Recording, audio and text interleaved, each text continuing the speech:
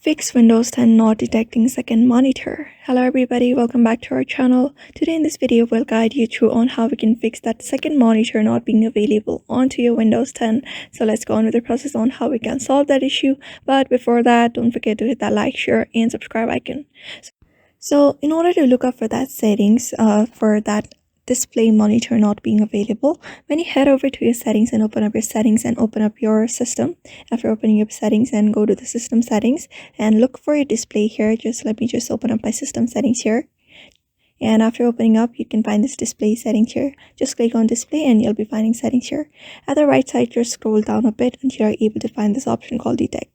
So when you click on this detect option and wait for the detect to be completed, you'll be finding this option called didn't detect another display.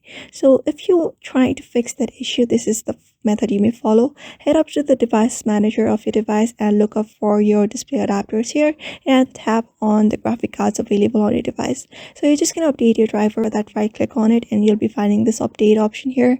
Just update your driver. You will be finding update very easily. Just update on driver and you must select the method called search automatically for drivers and go on with the process of updating your drivers. So updating your driver takes a bit while, so you may just go on with the process of updating your driver. After the update is done, what you're going to do is just close everything up and restart your device, and that should probably fix your issue. So that's how you basically fix your issue of your Windows second screen not being available. So therefore, I hope this video was helpful to you and thank you for watching this video.